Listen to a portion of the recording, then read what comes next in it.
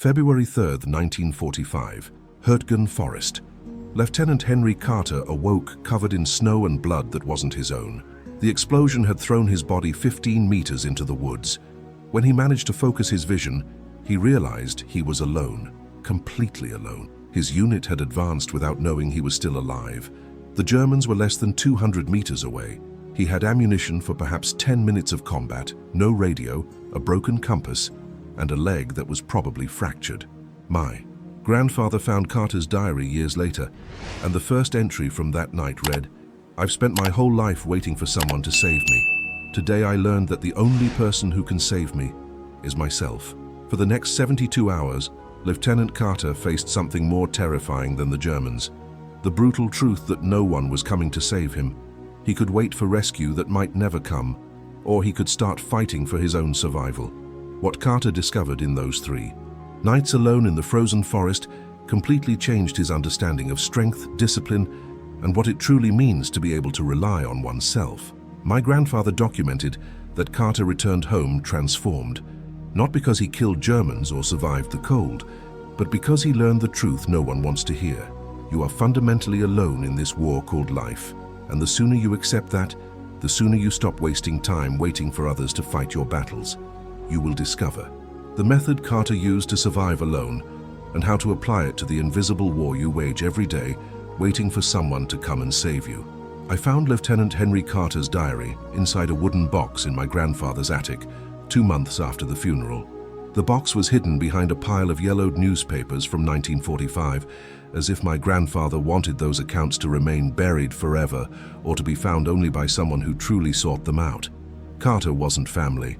I never met him, but my grandfather had kept his writings as if they were sacred, and when I began to read them, I understood why. The first pages described February the 3rd, 1945, with a brutal clarity that only men who have looked death in the eye can possess. Carter had been separated from his unit during an explosion in the Hürtgen Forest. He awoke alone, wounded, with Germans nearby, and no realistic hope of rescue. The entry from that first night read, "I spent 26 years of my life believing that there would always be someone to save me. My mother, my teachers, my superiors, God. Today I discovered that I was fundamentally wrong." For 72 hours, Carter was completely isolated in enemy territory with a broken leg, limited ammunition, and sub-zero temperatures. But what terrified him wasn't the Germans or the cold. It was the devastating awareness that no one would come, that he could scream, pray, wait, negotiate with God or the universe, but ultimately he either fought for his own survival or died waiting for others to do for him what only he could do for himself. My grandfather had written in the margins of Carter's diary, "This man discovered in 3 days what most take a lifetime to learn, if they learn it at all. You are alone. You always have been. And the sooner you accept that, the sooner you stop wasting energy waiting for rescue that never comes." What devastated my grandfather wasn't Carter's physical solitude in that forest, but the existential loneliness we all face, and that most refuse to accept. You're living the exact same illusion that almost killed Carter before he learned the truth. You wait for someone to come and save you. You wait for your partner to fix your emotional life. You wait for your boss to recognize your worth and change your financial situation. You wait for a motivational video, a book, a course, a mentor to appear and finally give you the strength you can't generate on your own. And while you wait, while you outsource the responsibility for your own survival, you are dying the same way Carter would have been if he had been lying in the snow waiting for rescue. The brutal truth that nobody wants to tell you is that you are fundamentally alone in this invisible war you fight every day, not because people don't care, not because God has abandoned you, but because there are battles only you can fight, decisions only you can make, discipline only you can forge, and as long as you don't accept this terrifying but liberating truth, you will remain weak, dependent, waiting for others to do for you what only you have the power to do. If you want to honor Lieutenant Henry Carter and learn the method that kept him alive when he was completely alone, leave your like now. Don't abandon this soldier who paid the price so that you could learn without bleeding. The first detailed entry Carter made after the explosion was dated February 3rd, 11 p.m. He had spent the entire day motionless, hiding among fallen trees. waiting to hear American voices, hoping someone from his unit would come back for him. But as the daylight faded and the cold became unbearable, something inside him began to die. It wasn't exactly hope. It was the comfortable illusion that he mattered enough for others to risk their lives going back to save him. Carter wrote, "I realized that my unit probably considers me dead, and even if they knew I was alive, going back to get me could cost 3, 4, 5 lives. No sensible commander would do that. No soldier should expect them to. For the first time in my life, I understood that I am completely on my own, and that staying here waiting for rescue is just another way of surrendering to death." What terrified Carter wasn't the physical solitude. He had trained for lone combat. He knew survival techniques. He had enough tactical knowledge to move through enemy territory. What paralyzed him was the psychological loneliness, the devastating awareness that all the conditioning of his life had been based on a lie. The idea that there would always be someone, some institution, some external force to intervene when things got truly desperate. His mother had always protected him from consequences. His teachers had always given him second chances. The army had always had support structures, hierarchies, systems designed so that no soldier would have to face everything alone. But now, lying in that frozen forest with a broken leg and Germans 200 meters away, all those illusions were dead. Either he found strength within himself, or he died waiting for others to bring it to him. Carter spent the first 4 hours of that night negotiating with reality. First, he tried to rationalize that rescue would still come. He calculated routes his unit could use to return, times when it would be safer, reasons why they hadn't arrived yet but would soon. Then, when that fantasy became untenable, he tried to negotiate with God. He promised to change his life, to be better, to dedicate himself to greater purposes if only he survived, if only someone showed up. But around midnight, when the temperature dropped even further and he began to lose feeling in his fingers, something fundamental changed. Carter wrote the sentence that my grandfather had underlined 3 times in his diary. "I stopped praying to be saved and started praying for strength to save myself. I realized that God will not do for me what he has given me the capacity to do for myself. You're living." Through the same pathetic negotiation that almost killed Carter that first night. You hope your situation will change without you changing. You hope someone will recognize your potential and give you opportunities you're not creating for yourself.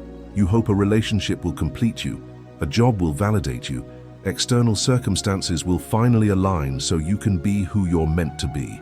And while you wait, while you negotiate with reality, while you pray to be saved instead of praying for the strength to save yourself, you're slowly freezing like Carter was in that forest. Only your death takes decades instead of hours.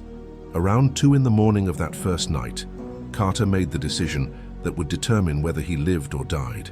He wrote in his diary, his handwriting trembling from the cold, "I can't walk normally with this leg. I can't fight if surrounded. I can't run if discovered. But I can crawl. I can move slowly. I can use the terrain to my advantage.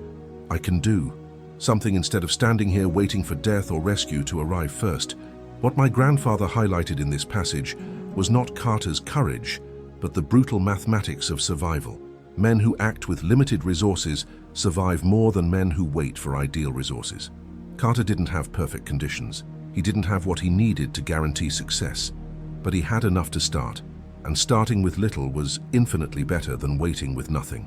He spent the next hour meticulously taking inventory of his belongings, ammunition for perhaps 15 minutes of sustained combat, a combat knife, a half-full canteen, some rations, a broken compass that still pointed north if he held it at a certain angle, a blood-stained but legible map, and more important than any equipment, the knowledge that the American lines were approximately 8 kilometers to the southwest, 8 kilometers that would normally take 2 hours to traverse. With a fractured leg, in the dark, through enemy territory, dodging German patrols, it could take 3 days, 3 days during which he would have to find food, avoid being killed, treat his leg enough to keep moving, and not succumb to the temptation to simply give up and wait for the cold to take him while he slept. But Carter had understood something fundamental that most people never understand: the difference between impossible and extremely difficult. Impossible would be flying to American lines. Impossible would be his. Leg healing instantly. Impossible would be the Germans simply disappearing. Extremely difficult was crawling 8 kilometers wounded and alone. Extremely difficult was managing unbearable pain while making tactical decisions. Extremely difficult was maintaining mental discipline when every cell in his body screamed to give up. And Carter chose to face the extremely difficult because he understood that the alternative was to passively wait for death. He wrote, "I prefer to die trying to save myself than to die waiting for others to save me. At least in the first case, I die as a man. In the second, I die as a coward who outsourced even his own survival." You face the exact same choice Carter faced on that freezing morning. You can keep waiting for perfect conditions to appear, for someone to give you permission to begin, for ideal circumstances to finally align, or you can take a brutal inventory of what you have now, in this moment, with all its flaws and limitations, and start moving towards survival. You don't have everything you need. Your leg is metaphorically broken, you're in emotionally hostile territory. The odds seem statistically impossible, but impossible is not the same as extremely difficult. And men like Carter survive because they choose to face the extremely difficult instead of passively waiting for the impossible to become easy. Carter began crawling at 3:15 a.m. on February 4th. He had improvised a splint using branches and strips of fabric torn from his own shirt. The pain was so intense that he vomited twice in the first 10 meters. Each leg movement sent waves of agony that blurred his vision at the edges. But what devastated him wasn't the physical pain. It was the humiliating realization that he had spent 26 years of his life being carried by others in ways he had never understood. His mother made decisions for him. His superiors in the army told him exactly what to do and when to do it. His girlfriend guided him emotionally. He had outsourced so much of his ability to think, decide, and act independently that now, when he needed those skills to survive, he discovered they were atrophied muscles from lack of use. In the first 50 meters, Carter learned more about himself than in the previous 26 years. He learned that he could endure pain he believed to be unbearable. He learned that his mind invented elaborate excuses to give up every 3 meters, and that ignoring those excuses and continuing to move was a choice he had to consciously make every second. He learned that no one would come to applaud his progress, no one would come to validate his effort, no one would come to confirm that he was doing the right thing. He was completely alone with his decisions, and this solitude was simultaneously terrifying and liberating. Terrifying because it meant that every mistake would be entirely his fault. Liberating because it meant that every victory would be entirely his merit. But what Carter noted in most detail about those first 50 meters wasn't the pain or the fear. It was the anger. Anger at himself for having wasted so many years waiting for others to give him the strength he should have developed on his own. Anger at the society that had conditioned him to believe that asking for help was a virtue when in reality it had become a crutch that kept him weak. Anger at every person who had said that nobody wins alone, as if that obvious truth justified never developing the ability to fight his own battles. He wrote, "I've spent my life hearing that it's beautiful to be vulnerable, that it's courageous to ask for help, that it's wise to acknowledge limitations, and all of that is true. But nobody told me that there comes a point when you're alone, wounded with the enemy close by, and all those beautiful virtues become excuses to die passively.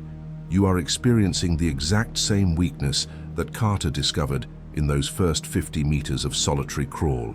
You have been conditioned to believe that independence is arrogance, that self-sufficiency is selfishness, that fighting alone is proudly refusing help. But the brutal truth that no one wants to tell you is that you need to be able to fight alone before you can effectively fight with others. You need to develop your own strength before you can genuinely contribute to collective strength. You need to learn to save yourself before you can truly help save someone else. And as long as you continue to outsource your survival, waiting for others to do for you what only you can do for yourself, you will remain weak, dependent, slowly dying while waiting for rescue that never comes. If you want to learn the rest of the method that kept Carter alive when he was completely alone, subscribe to this channel now. Join the trenches of men and women who decided to stop waiting for rescue and start fighting for their own survival. Don't abandon Lieutenant Carter. Subscribe and honor the method he brought with unbearable pain, On the second day, Carter faced something more dangerous than the Germans or the cold.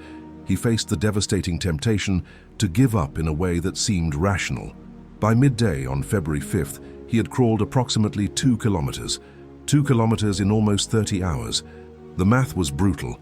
At that pace, it would take more than 4 days to reach the American lines, and he didn't have enough food or water for half that time. His leg was getting worse, not better. The infection was starting.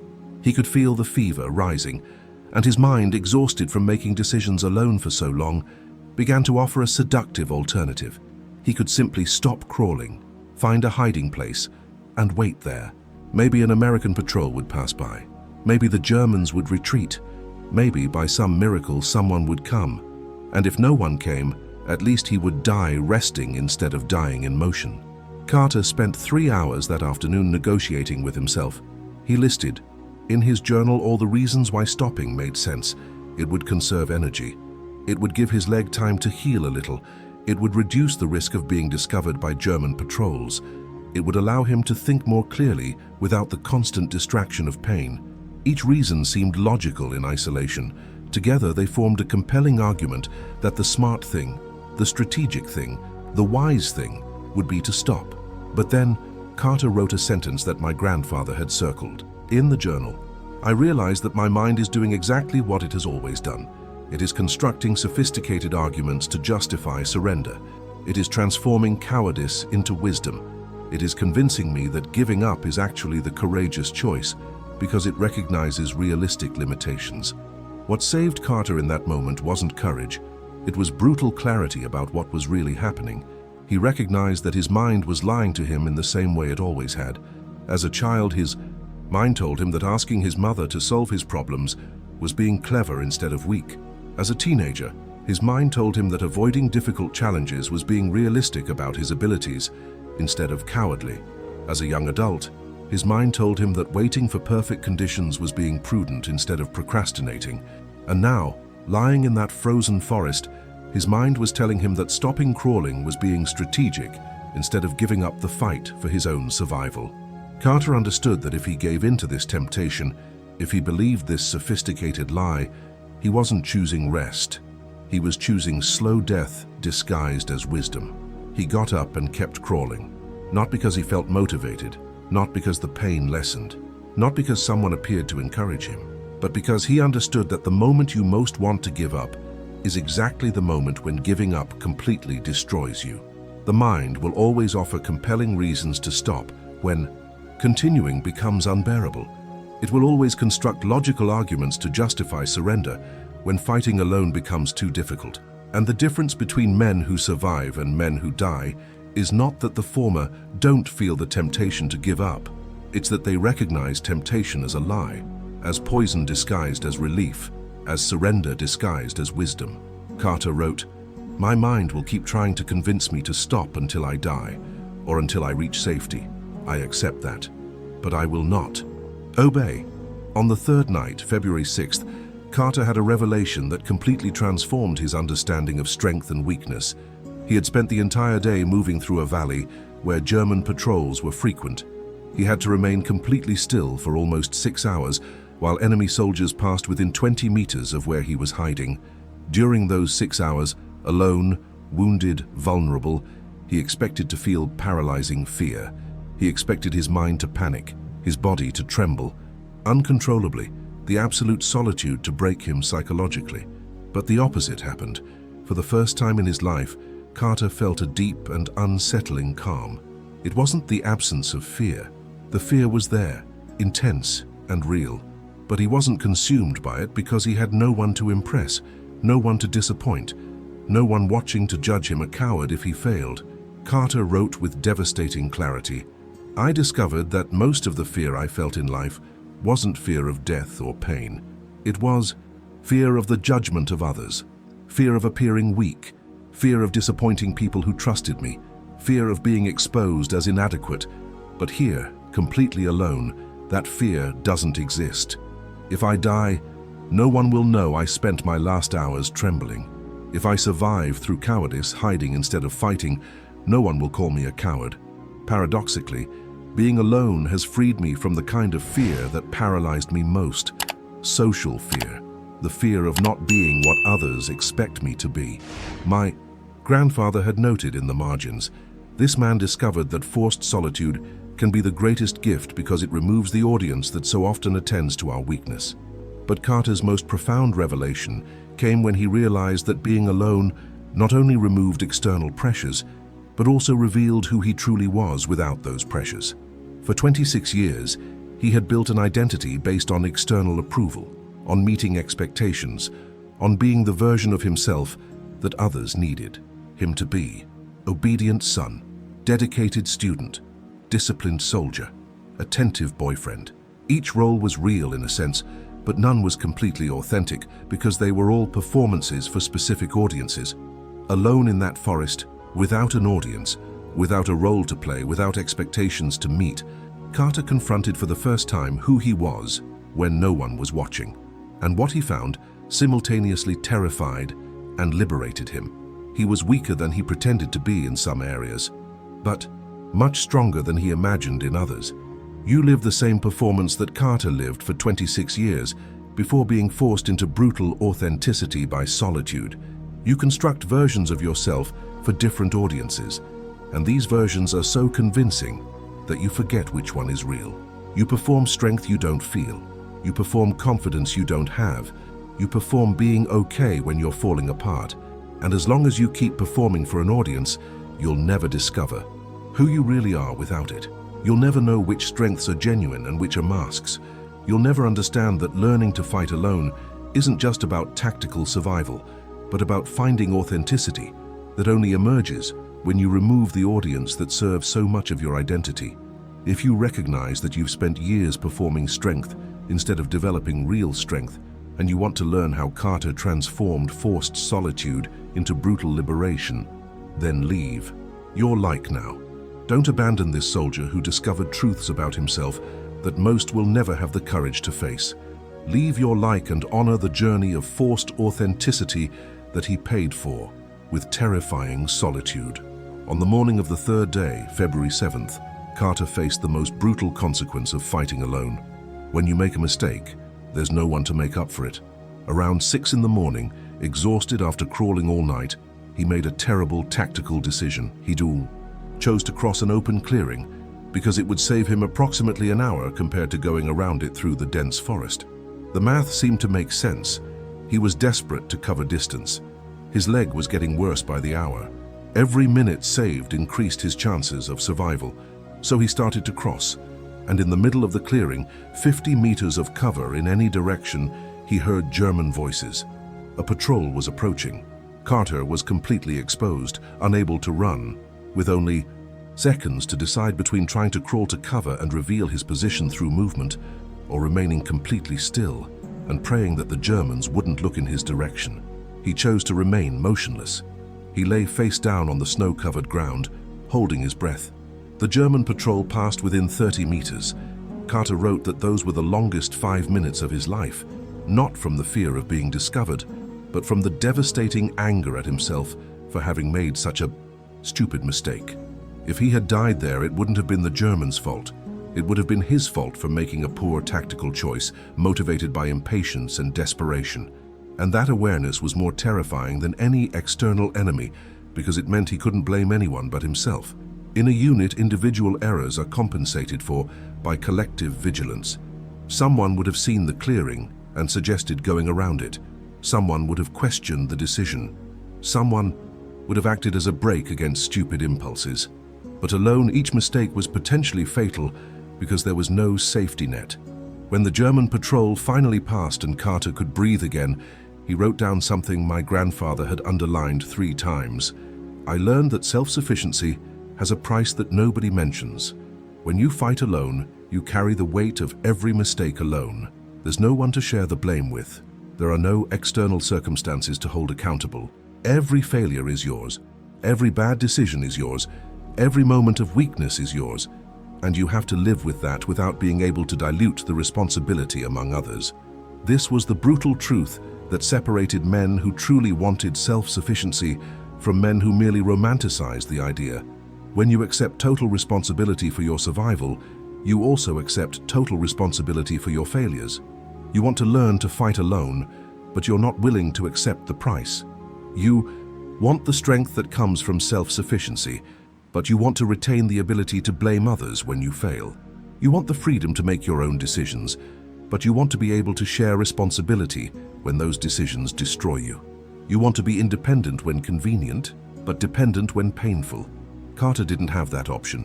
When he made the mistake of crossing that clearing, he either accepted that he was completely responsible for almost killing himself, or he died, denying reality.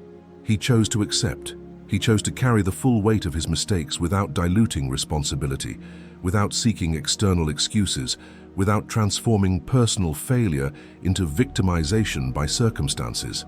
And this brutal acceptance was what made him genuinely strong instead of just pretending to be strong, while depending on others to compensate for his weaknesses. On the afternoon of the third day, at approximately 2 o'clock in the afternoon of February 7th, Carter reached a point he estimated to be only 3 kilometers from the American lines.